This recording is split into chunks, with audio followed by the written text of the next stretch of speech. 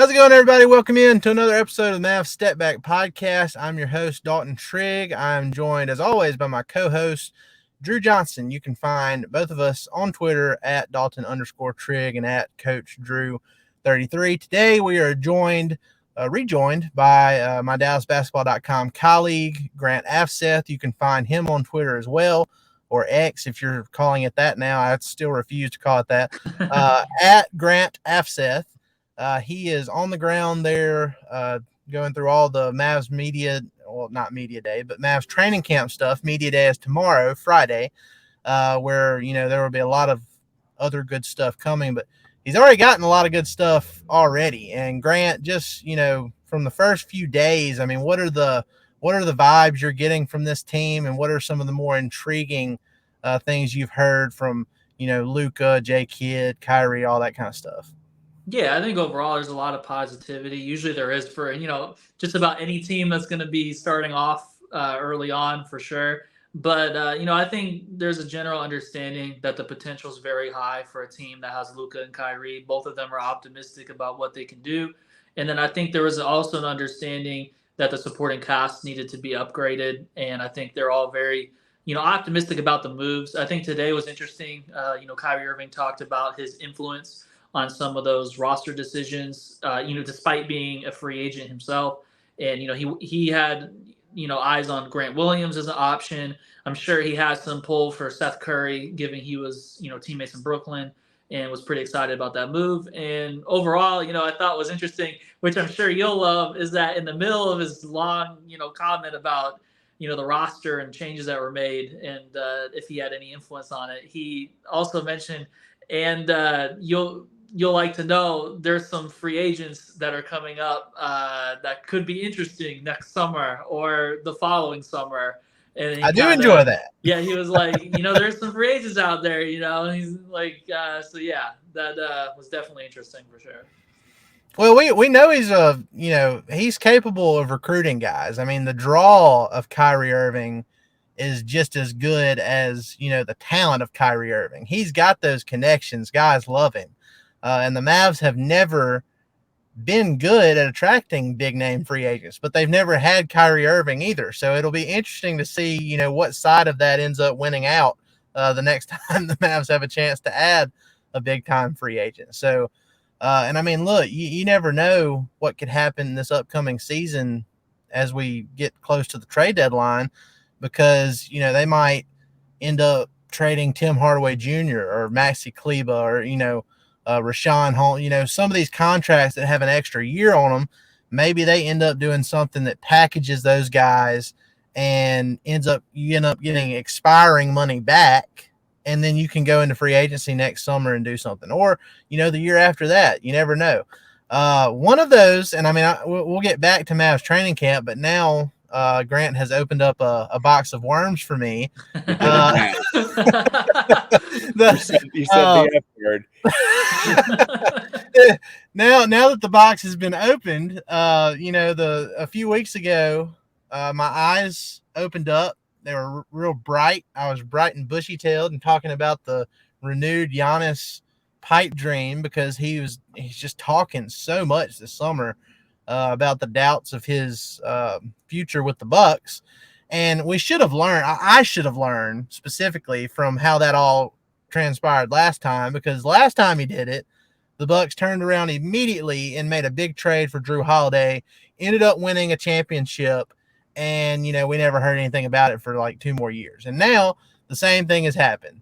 Giannis talked all summer, cast doubt over his future with the Bucks, and now they have made a big swing for Damian Lillard, which I didn't see coming. I didn't think that was going to happen. Out of all the teams, I thought maybe Philadelphia was interesting. We heard some stuff about the Raptors leading up to it, but they ended up making a trade with the Blazers. It was a 3-way deal. DeAndre Ayton goes to the Blazers. Drew Holiday goes to the Blazers too. Nurkic to the Suns, and then Dame forms a superstar duo with Giannis in Milwaukee. So I'm not going to say the pipe dream is dead, It's kind of dead, though, in my opinion, because I feel like that's the kind of move that satisfies Giannis. And, Drew Holiday earlier in the offseason, or really before the season ended, it was back in April, went on a podcast and talked about how he was seriously considering retiring after his current contract is up. Not this season, but after next season. And then that's when Giannis started talking. So now that that's not the case anymore, and they have Damian Lillard, who's never won a title. He's hungry. And, that's going to be a nightmare duo between Dame's offense and Giannis's everything. So, I mean, what are your thoughts on that? I guess, Drew, we'll start with you first. I mean, I know you kind of roll your eyes when I get to talking about Giannis because you're just ready for it to be over with. But I mean, what are your thoughts on the Dame Lillard trade and what it might mean for Giannis's future and the Mavs' future? Well, we'll see. We saw in Brooklyn how they brought together superstars and it didn't work out. And there's other examples of this as well. That could be the same thing in Milwaukee. Honestly, I could see it happening. It all come down to how badly these players want to make this happen. They have the talent to go far. I mean, not only outside of that duo, they have Chris Middleton. They still have Brooke Lopez, do they not? Yeah, Brooke Lopez, Bobby Portis. Yeah. I mean, they've got good pieces on that team. I mean, it's not just Dame and Giannis. They're pretty dang deep. So, I don't know. We'll have to see if it works out. If it doesn't work out, the Mavs can obviously try to make a play. How optimistic I am about them completing said play, I'm not. I'm just not. I've had my heart broken too many times. I'm sorry. So, I don't know what my problem is. I'm like a Mavs punching bag. I just never fully go away. I take all these punches in the face and in the groin and I just keep coming back for more. I don't know what's wrong. It's like I'm a sicko. I'm a Mavs sicko is what I am. But anyway, until Giannis retires, I think I'll always have that in the back of my mind. But anyway, I'm tired. Sorry, I had to go down a rabbit hole for a second, but I just wanted to mention that we were going to talk about the Dame trade at some point anyway, so it might as well have been now. But anyway, back to Mavs training camp. One of the things you mentioned, Grant, was Kyrie Irving talking about, you mentioned Seth Curry, and that was one of the bigger signings this offseason. Everybody knows, Seth Curry, he's the sixth best three-point shooter in NBA history by percentage, a little over 43%. His career high came the last time he was in Dallas, the 2019-2020 season, his only season played with Luka, no surprise there, a little over 45% from three. So things are looking optimistic for that signing specifically, not just because of the three-point shooting and not just because of the previous chemistry with Luka, but Kyrie, he made a statement, and you wrote about this on DallasBasketball.com, I think you wrote about it, and then I took one little quote and wrote something myself too. But he said, "I'm excited. He's an incredible shooter and leader to have in the locker room. It's going to be interesting to see him out there with myself and Luka, and also the second unit at times. He has a great work ethic." So, we know about the previous history with Luka. We know about the three-point shooting, but then Kyrie comes in, and he's been a teammate of Seth Curry's in Brooklyn, and he mentions the leadership, the locker room presence, which the Mavs desperately needed after some of the stuff that went down last year. So, I mean, what do you think about Seth Curry's third stint coming up with the Mavs and how important of a piece he'll be? Yeah, I think it definitely gives them a lot of options. I think, the catch and shoot ability is, very evident, but something that, I personally, highlighted, during the, the off season as well, that I think a lot of people sort of overlook with Seth Curry is that he can also create out of ball screens as well. And, entering last season after the offseason they had, there was a lot of questions about who could be, a third guard. Because, Spencer Dinwiddie was a second guard, and whether that was, considered the, the actual answer or not, or a sufficient answer, that ended up not being the case either, since they traded for Kyrie Irving. But for the third guard situation, between Campazzo and, Frank Ntilikina, they tried multiple, and then Kemba Walker, they tried various options last season that I think, don't necessarily, have the same abilities that Seth Curry has. And Jason Kidd even highlighted this as well. He said, like, something about him is that he can get you into different things in your offense, in addition to just being a sharpshooter as well. And, I also thought it was interesting. I think they're just going to have a lot of competition on the bench backcourt overall. I asked about Jaden Hardy today, and, there was a lot of praise overall about, like the work that he's put in since Summer League and all that stuff. But he said it's going to be, he's got the challenge to, earn minutes. And like, we have a lot of talent basically like in the backcourt. So I think, they basically add a lot of options overall that are intriguing. I think, between, Hardy, Curry, and then also Dante Exum, like they have, different intangibles for each of those guys. And I think that's definitely a different reality than where they were at entering last season, especially at the top of the roster, because already having that, backcourt partner that you would hopefully have traded for entering last season as the target. Now they're deeper, beyond those two guys as well too. So I think, that there's optimism with that. And then it's just hard to tell how it'll shake out. Like it's tough to determine if like Seth Curry's more of going to be like when we need a stable veteran, are we going to utilize, him if you're the perspective of the Mavericks, or if, we basically, have some issues with Jaden Hardy, like continuing with his development, like ups and downs with the young player. Is that what we need to turn to? And then, or do we need defensive versatility on the court? Well, maybe Dante Exum would be a good option to throw out there. So I think they just have different options, and they've kind of insulated themselves from kind of the potential downsides of relying too much on a young guard like Hardy, who's continuing to develop. So I think definitely some interesting, possibilities to kind of think about as the season starts with that. It's a good problem to have, though, because, I mean, like you said, last year, the failed experiments with Campazzo and Kemba Walker, Kemba, he actually played well when he did get to play, but, it's never a good sign when your general manager is saying basically that a guy's knee is a ticking time bomb before they even officially made the signing. So that's what happened last year. Nico made a comment about Kemba's knees not being good. It's not good. It's not good at all, or something like that. Yeah, he straight up said it before he ever even took the court for the Mavs. And then he went out there for that Cleveland game in an overtime game, played like 40 minutes or something, scored 32 points. And that's the last we saw of Kemba Walker as a Maverick. He quite literally left it all on the floor. He really did. He really did. Now he's got him a lucrative overseas gig now, so good for him. He's not completely throwing in the towel yet, but I'd imagine his NBA career at least is behind him. But yeah, I mean, it's a good problem to have.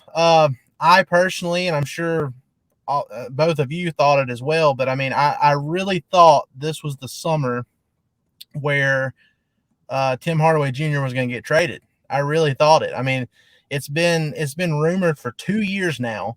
There's been reports that the Mavs had talks with the Suns on draft night for DeAndre Ayton, who's now in Portland. And the initial offer that we keep hearing about was, Tim Hardaway Jr., Rashawn Holmes, and JaVale McGee. And apparently the Suns didn't want JaVale McGee.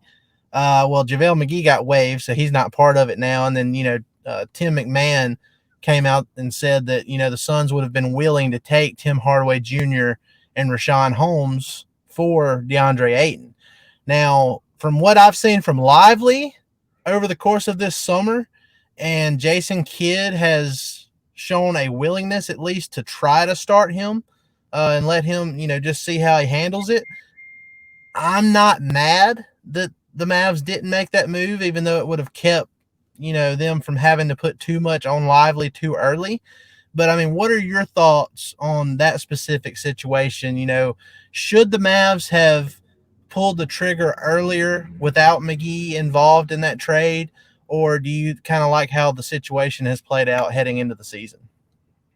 Yeah, I think overall it definitely comes down to the internal perception of how ready Lively is to make an impact. I think, as we said on that earlier, like that previous podcast episode, something that definitely differentiates Lively from like the typical, 19-year-old or just rookie in general, regardless of age, is that he really does know his job. Like he was drafted and he immediately said, I'm going to set screens and play defense and do the dirty work. For like at the draft, he said that after he put his hat on, and then he said it in Vegas, throughout the whole time, and he understood that was for his development to do the dirty work. And they were focusing on all these nuances, like setting screens and all this stuff, like all the things that were concerns that people had about his, like his raw skill set, if you will, entering the NBA. Like they were kind of focused on that from the start throughout the summer league process, and then also he's been around since August, around the facility, working hard. And coaching staff said that we've liked the progress he's made, and Jason Kidd described it as like he's taking jumps. Same with Omax Prosper, the other rookie that the Mavericks drafted in the first round as well. So I think overall, like we're not in the building to really know, obviously, like as like observers or people just writing about the team. But if they're confident, I think that kind of shows in the action or inaction, if you will, from the trade activity, that they like the potential, I guess, immediacy of what he could do. And I think overall, like it gets into a kind of a can of worms you have to open when you talk about trades, because you're not just taking on like a name, you have to take on the contract, and then you're looking at like multiple years too. Like it's not just like, is Lively ready this year or even the first month of the season? It's a matter of, can we be able to be mobile or flexible enough with our salary situation if he's ready by year 2 or in the middle of year 2? And are we willing to be patient enough to go through the ups and downs for a rookie to be able to get to that point? And you don't want to have money kind of covering up, that center position and then having to move that deal. I mean, then it gets into also further layers to it where you're like, well, who's that player? Would that be a movable contract? What could you move it for? What other assets should you have? So that's why I'm on a podcast and I'm not running a front office. But yeah, like overall, it's definitely interesting situation to think about, because the general sentiment was like, like Omax Prosper is the rookie that will probably be ready to go. Even if it takes a couple months, he's the one that will probably be an impact player as a rookie. He's ready. Naturally he's older. He's played like 3 years of college basketball, so that's understandable. But it was definitely interesting to see the change in the I guess you could say the messaging or the narrative, if you will. Like Jared Dudley said, like this is going to be a process, throughout the summer league. Like when talking about Lively as a rookie, and then now it's like, well, he's going to have a chance to play with the starters and get reps, and we'll see how he reacts to it. And I will say this, to be fair, Jason Kidd did say, well, we do this with all of our young players.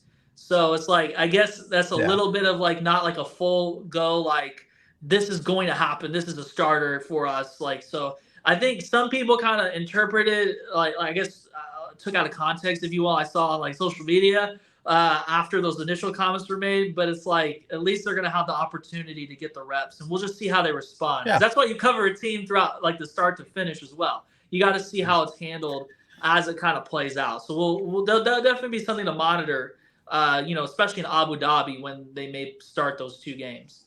That you'll be there for too. So that's DallasBasketball.com in Abu Dhabi. That's going to be amazing. So, and then you're going to Madrid after that when the Mavs play Luka's former team, Real Madrid. So that'll be some really intriguing stuff coming from overseas, from Grant Afseth, the Globetrotter, for DallasBasketball.com. And speaking of Globetrotters, I'm going to show everybody this logo. We're going to have these these shirts coming up here in the next few weeks, and I love that new logo, not just because it's basketball, but it looks like the globe, and I feel like our coverage is worldwide. So had to plug that real quick. But anyway, I agree with what you're saying there. I do think it was kind of taken out of context because, like last season, Jaden Hardy started in a preseason game and he didn't do very well. So he started in that preseason game. He didn't do very well. And then he got stuck with the Legends until later in the season before he got his next opportunity. So, Kidd's going to give them that chance, and if they take that opportunity and they run with it, then, maybe they end up having a bigger role from the start.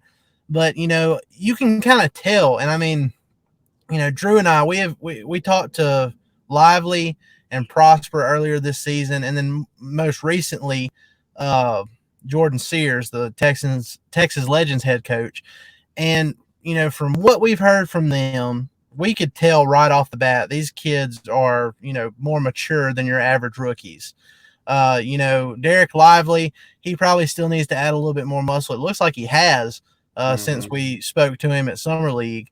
Omax Prosper is just a man child. He is physically ready. Like there's a picture of him standing right by Markieff Morris at training camp earlier today, and it's just like, oh, okay, well, there's like no difference there. He's filled out and ready to go. So, the maturity's there, the physical part of it's there, the high basketball IQ, and like you said, the mindset. Like they have this mindset that you want around superstar players like Luka and Kyrie.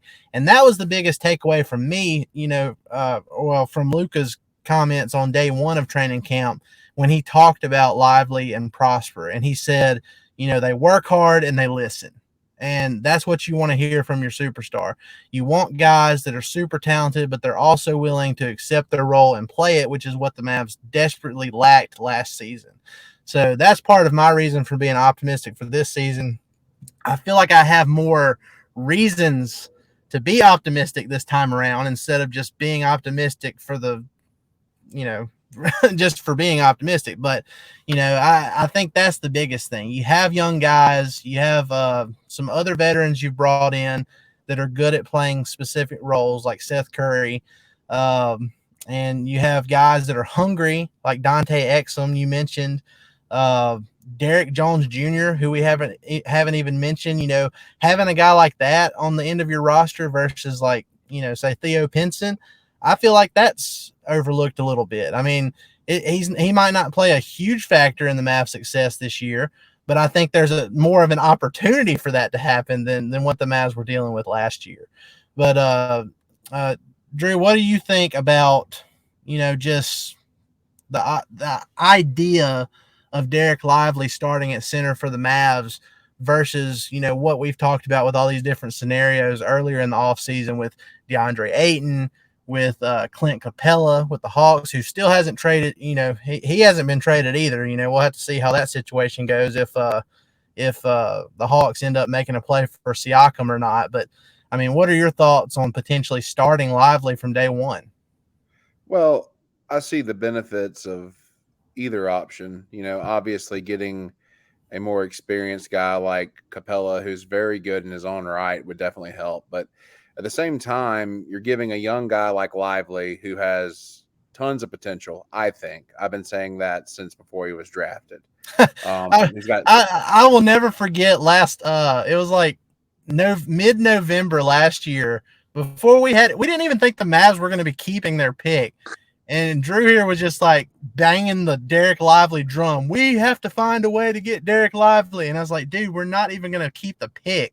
And then everything imploded, and it's like, here we are. Woo! So for your sake, I'm glad all this happened, because if he is really good, it's going to make you look really good. Oh, well, you get lucky every once in a while. But, I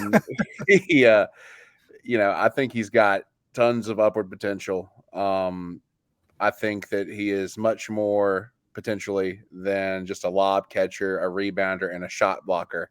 But at the same time, I think he can fill those roles right away. I'm worried about him getting into foul trouble, but you're going to worry about that with any young big right now. And that's literally the only downside I see to this right now. He may be a little bit undersized, but who's to say he isn't by the time we actually start playing ball, because he's already put on what looks to be a tremendous amount of muscle. So, I'm sticking to my guns with Derek Lively. I've been with them since November, and I'm going to ride them until, we run out of ammo. So, yeah. And I mean, I don't know. At this point, seeing how things have progressed from Summer League, I think the right approach is to roll with what you have and, kind of keep some of the guys like Tim Hardaway Jr., who will be halfway through, this current year by the time the trade deadline gets here. And then maybe he's a little bit more movable, and you don't have to, the last thing I want the Mavs to do at this point is make a desperation trade when you don't have to make one.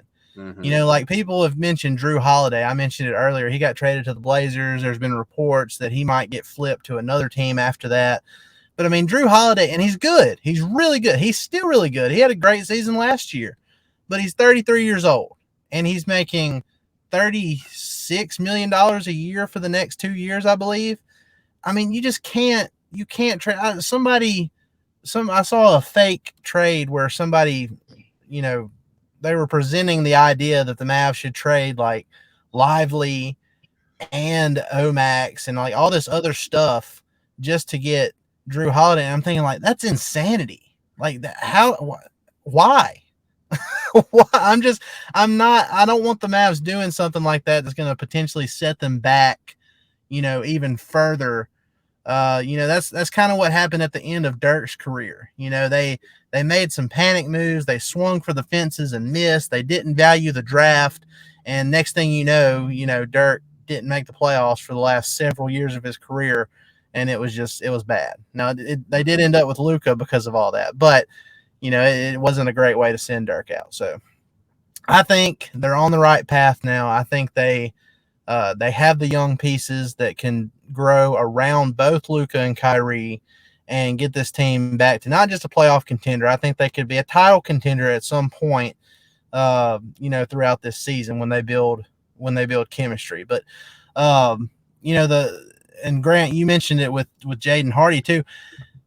I was really excited about not just, what the Mavs could potentially do with Hardaway and whatever they get in return for him, but I was also thinking like, well, that's going to open up more minutes for Hardy, especially if they end up trading Tim Hardaway Jr. for a center, and it never happened. And now you have this log jam.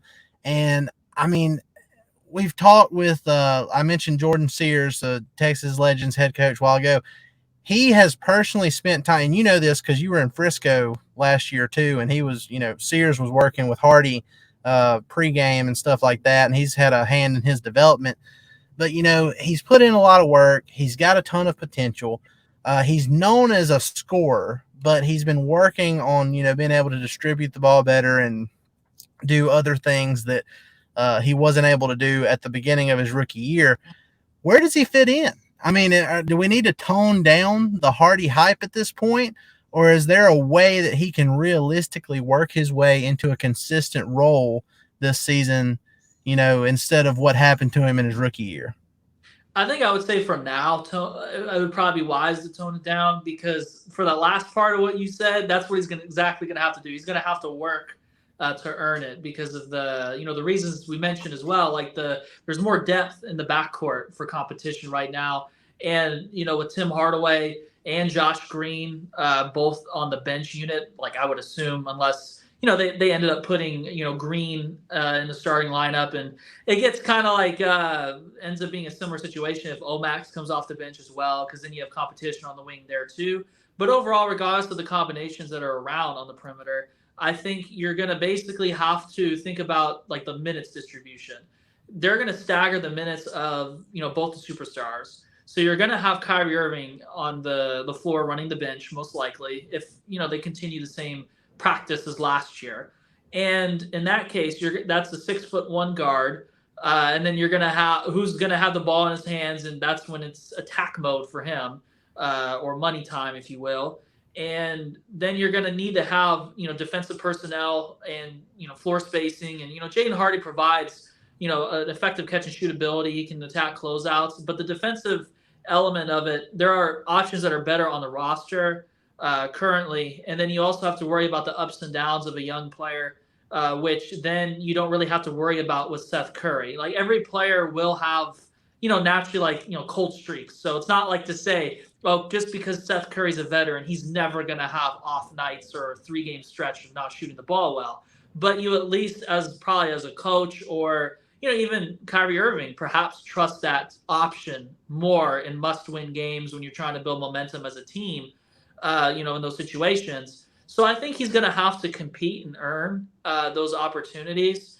And, that's why I even asked today about it, because I think a lot of people were starting to get some questions about, where he may fit, because he hasn't really been brought up in a lot of the general comments, like, oh, what do you like about this team this year? Like, he's not really necessarily a frequently mentioned name for what they have. And I think, a team that's trying to bounce back from a down year that didn't make the play-in, there's pressure naturally.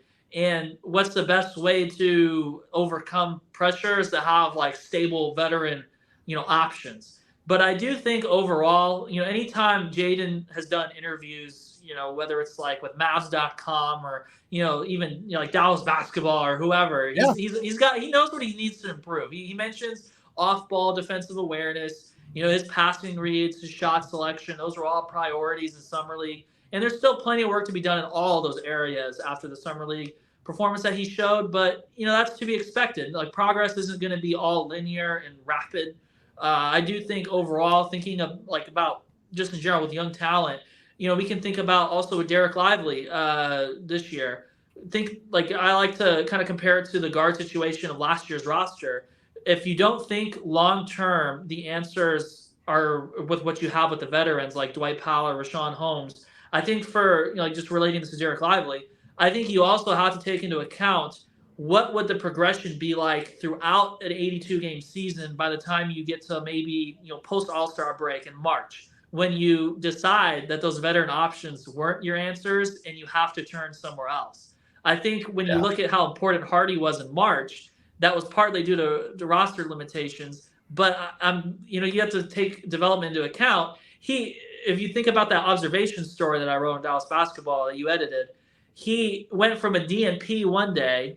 Luka got hurt in New Orleans and didn't close the fourth quarter. So he got like 17, something like a little bit of playing time there to close the game. And then Kyrie Irving went down as well. And then he was the first option, taking 20 plus shots. Like if he had played earlier in the year in favor of options that you ultimately moved on from, could he have been more prepared to help lead wins in those games when you were trying to battle it out for, contention? So that's Right. kind of the big picture things you have to keep in mind as well when you kind of evaluate, like your options overall as a team. Well, that's what I was saying last year with Hardy too. Early in the season, I was like, throw him in there, give him a few minutes. Like, it doesn't have to be 20 minutes a game. Give him 8 to 10 minutes a game, something. Just get him some actual playing time against real NBA teams, because that's the only way you're going to progress and get better as a young player. You can put up all the numbers you want to in the G League. The only way you're truly going to get better as an NBA player is getting real NBA minutes. And so I thought, if they would have just started him off a little bit earlier, like what you alluded to, he would have been more effective. And he was still really good. He was really good in certain moments at the end of last season, but the consistency was kind of lacking. And I feel like that would have been a little bit better if he had done it for the full course of the season instead of just what ended up being 48 games for the Mavs. So, but you're right. I mean, he's a smart kid. Like he realizes what he needs to work on. That's one thing about these Mavs young guys. They have a good mix of really high confidence, but they also have some self-awareness too of like what they need to improve on going forward, which is a breath of fresh air. I mean, I remember back when, and I mean, y'all might not remember him, but Jared Cunningham back in the day, the Mavs got him, and I know I'm picking on Jared Cunningham here, but he was one of those players that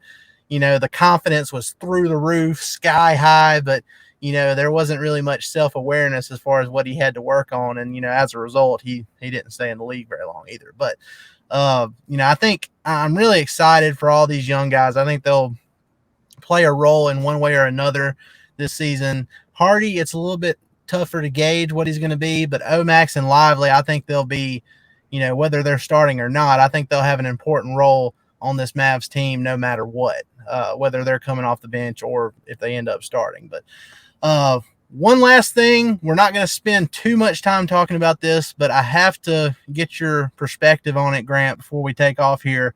Luka and that leg injury that has been nagging him since like March of this year, and it resurfaced in the FIBA World Cup. And he said it. I mean, he said it. You wrote about it. He said it was not good. It raised concerns. People with the Slovenian national team, the training staff, and all, they were concerned about it. So naturally, it was a worry coming into training camp.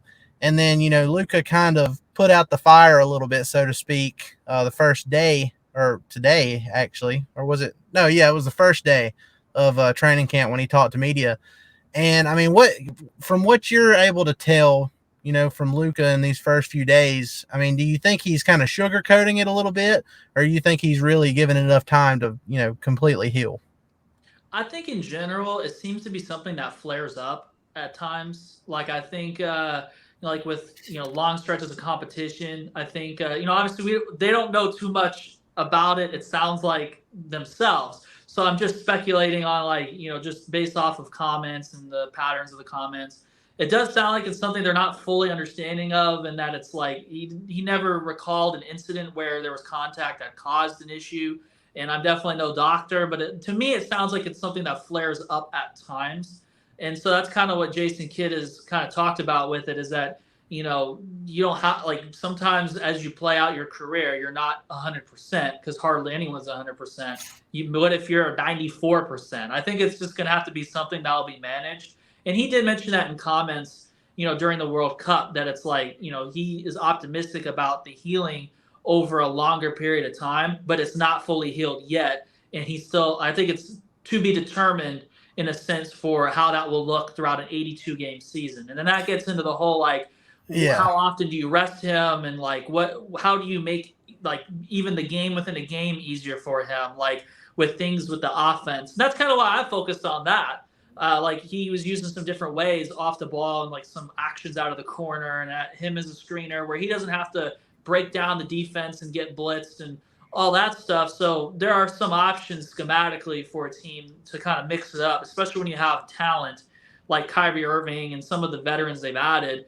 So that's kind of why I've asked about that, and I'm curious how they, change things up a little bit. But at the end of the day, I think it's definitely something to monitor. But yeah, it'll be interesting to see overall, like early on in the season as it plays out, because it definitely was like strange late in the year. Like he kind of just like did media without finishing, like after not finishing the game, and mentioned that like this is something that's been bothering me since the second game after the All-Star break. I don't remember when it happened, but the next morning it was a problem. And he mentioned that when he was jumping or shooting, that it causes some issues. So overall, it's definitely something. All that detail I would keep in mind, kind of as the season nears and you watch it play out. Well, I mean, you spoke with the Slovenian national team's head coach over in at the FIBA World Cup. I'm not going to try to pronounce his name. You probably can, but anyway, he was talking about how capable Luka is of playing off ball. He doesn't do it often, but he's fully capable of doing it. And like you said, that would take a lot of stress off of him throughout the course of a season if he could commit to that. Another thing that I think would take less stress off of him is if the Mavs. Well, I think the Mavs are okay with it. I think Luka has kind of a hard time committing to it, and that's pushing the pace, running more in transition, especially if you have Kyrie Irving and you have all these young athletes around you now. You have Grant Williams and you have Omax and, even guys off the bench like Derek Jones Jr., all stuff like that. Derek Lively, he's a good floor running big. I think if he commits to pushing the pace a little bit more, then, it'll keep him from keeping the ball in his hands too much. And, it's not going to shield him completely from aggravating that injury, but I feel like it would minimize his chances of re-aggravating it. And my thing is, and this is like a worst case scenario, and I really hate even putting it out there into the world, but after it flared up again, my thing is I don't want it to end up being some kind of weird muscle degenerative type of thing that we saw with Kawhi Leonard, that he's been having issues with over the last several years. So that was my biggest concern. I wish they could do enough tests and stuff to where they could completely say, okay, well, that isn't it. This is just like a load management type of issue. It's not something that's going to continue to be a big issue going forward. So, but yeah, and he did say they have appointments coming up, and so that'll be something to monitor. Like he said when he knows, he'll let us know. So I'm counting on it, Luka. If you're listening to the Step Back podcast, I'm counting on you to let us know. So I'll keep an eye out for that. Well, we're hoping for the best because, I mean, Kyrie Irving is a show all to himself. But, we would definitely like to have we would definitely like to have the full show with Luka, Kyrie, all the young people, together with those two. So I'm excited for it. Grant, I won't speak for Grant, but we've had talks about, he's going to potentially be with us more often through this upcoming season. I'm hoping at least like a weekly correspondence thing, if you're down for that. And, we can, it's always great to have you on here. And obviously you have some insight that Drew and I don't bring to the table since we're not there as often physically. So that'll be great to have too. Appreciate you coming on with us as always. And, again, guys, y'all can go find every one of us on Twitter. You can find me at Dalton_Trigg. You can find Drew at Coach Drew33, and you can find my guy Grant at Grant Afseth as well. Stay tuned to DallasBasketball.com. We have stuff being churned out daily from all different angles. I mean, any kind of Mavs content you want, whether you're into the in-depth stuff or you want, trade content, whatever it is you're looking at. We even have a Travis Kelce and Taylor Swift thing up on our tracker. So if that's something you're interested in, we have something for everybody. So Taylor Swift fans, go to DallasBasketball.com. So be sure to like, rate, and subscribe on all your favorite podcast platforms. Leave us a review on Apple Podcasts and Spotify for a chance to win future giveaways. And go subscribe on YouTube as well, which has out of nowhere caught absolute fire this offseason. And we appreciate every one of you. So thank you very much. Thanks, guys. Y'all have a great rest of your week and have a great weekend. We'll see you next time. Y'all have a good one.